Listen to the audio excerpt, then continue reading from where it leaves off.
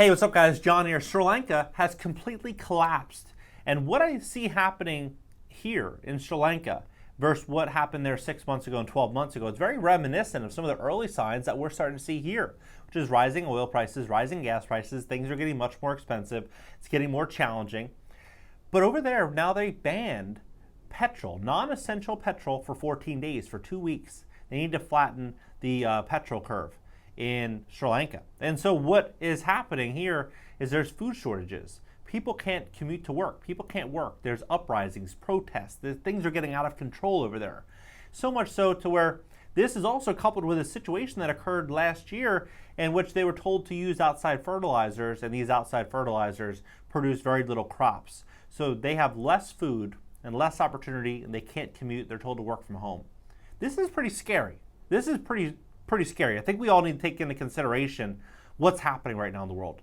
Everything is changing in a massive way. If you want to get started on YouTube, if you want to invest in real estate when things hit the fan, you need help getting your credit repaired, cashnow.video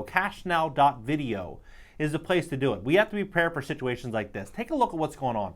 So non-essential petrol sales halted for 2 weeks in Sri Lanka. 2 weeks in Sri Lanka. For the next 2 weeks, only buses, trains, and vehicles used for medical services and transporting food will be allowed to fill up. This is non-essential vehicles faces its worst crisis, right? Suspended non-essential vehicles. Schools in urban areas have shut. No education, no school. While officials have told the country's 22 million residents to work from home, how many people in Sri Lanka have the ability to sit at home and work?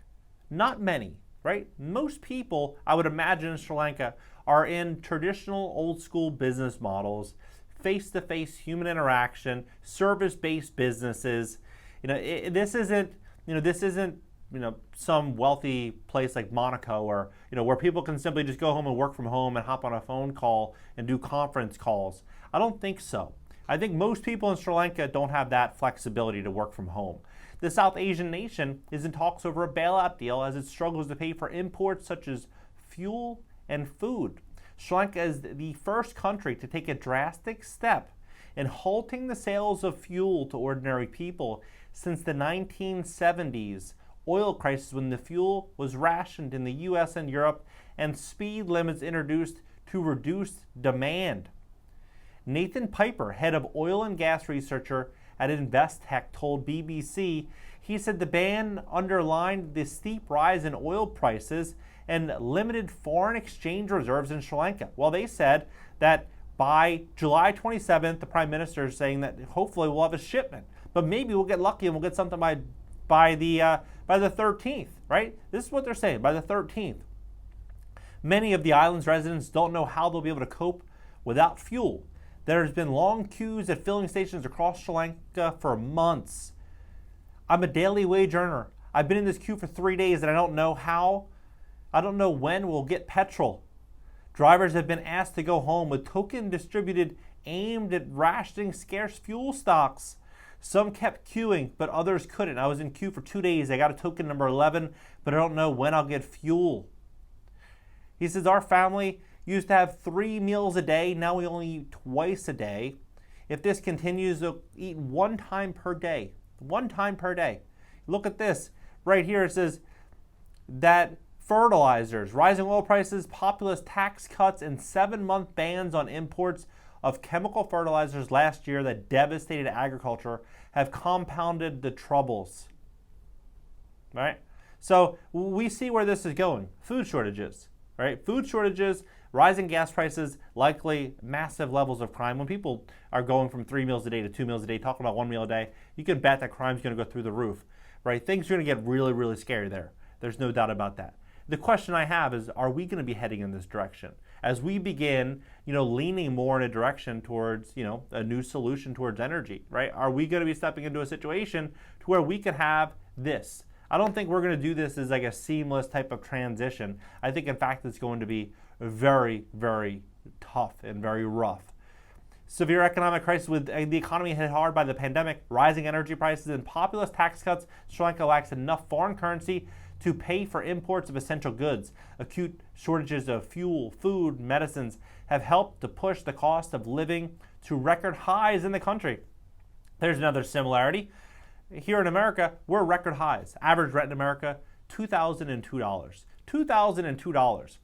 If you drive a basic car, say a Honda Civic or a Honda Accord or a Hyundai Elantra, and let's say it's a $25,000 or $30,000 car, and you put traditional down payment, after you pay your expensive insurance and these expensive gas prices, you're probably spending $1,200 a month to drive that vehicle. That car, just a few years ago, 3-4 years ago, it wouldn't have cost you $25,000 or $30,000. It would have cost you $12,500 or $15,000 or $17,000, maybe, right? Insurance was probably 20% less. The car was probably 30% less. Fuel was 50% less, 60% less, right? You're paying twice the amount to drive a car today than you were just a few years ago, right? We're seeing these record highs in terms of living costs, where many people rely on motor vehicles for their livelihoods. On Monday, the government said it would ban private vehicles from buying petrol and diesel until the 10th of July. Cabinet spokesperson said he's never had such a severe economic crisis in its history. The cash-strapped country has also sent officials to the major energy producers of Russia and Qatar in a bid to secure cheap oil supplies. Over the weekend, officials said the country had only 9,000 tons of diesel and 6,000 tons of petrol to fuel essential services in the coming days. I wonder how many people in Sri Lanka, of the 22 million, would say that their travel is essential. Especially if they have kids. If they have kids, they have outside responsibility. I would bet that a lot of them, taxi drivers, people that are in the service industry, would say that they are essential, right? But they're not deemed as essential drivers, and users of this petrol.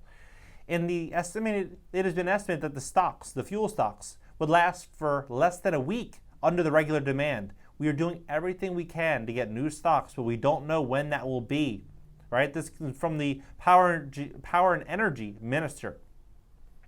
In May, the country defaulted on its debt with international lenders for the first time in its history. That followed weeks of protest against President of the government. His President Mahinda quit as Prime Minister, as the president is still under pressure to resign. The government seems to take no action at all. Another driver seeking fuel in the capital told BBC, they're asking us to be patient. They say they don't have dollars, but I asked the government who's responsible for this. He suggested educated youngsters should lead the country instead. Last week, an International Monetary Fund team arrived in Sri Lanka for talks over a $3 billion bailout. The government is also seeking assistance from India and China to import essential items. New Prime Minister said earlier this month the country needed at least $5 billion over the next 6 months to pay for essential goods such as food, fuel, and fertilizer. In recent weeks, the minister also called on farmers to grow more rice and gave government officials an extra day off a week to grow food amid fears of shortages. The government blames the crisis on the pandemic, which affected Sri Lanka's tourist trade, one of the biggest foreign currency earners. But many experts say mismanagement is the main cause of economic collapse. Sri Lanka's foreign currency reserves dwindled to almost nothing after years during which it imported more and more than it exported and racked up huge debts with China and controversial infrastructure projects. When Sri Lanka's foreign currency shortage became a serious problem in early 2021, the government tried to limit the outflow by banning imports of chemical fertilizers, telling farmers to use locally sourced organic fertilizers instead. This led to widespread crop failure. Sri Lanka had to supplement its food stocks from abroad, which made its foreign currency shortage even worse. So we get what's happening there. We see what's going on in Sri Lanka. The big question is, is this going to be our future in a small capacity or a large capacity? Could we see this happen? I'm not saying we will. Not saying this by any means. But what I am saying is we're seeing some of the same trends. We're seeing some of the same trends with oil prices going up. We're seeing oil being kind of constricted in terms of closing Keystone Pipeline, certain pipelines, a couple off the Gulf of Mexico, the Alaskan Inlet. We're seeing this starting to contract. We're seeing rising prices with everyday cost of living. Everything's going up. We are seeing indicators of potential issues coming down the road. I wonder, do you think we could be heading here? Do you think this could potentially happen here? I don't know. To me, what's happening here, I think this could be something that is a domino effect in many other locations. That's what I personally think. But I think the worst thing that you want to do is not be prepared for in the event something like this did happen, right? That's the number one thing you would not want to do. So how could you do this? What could you do?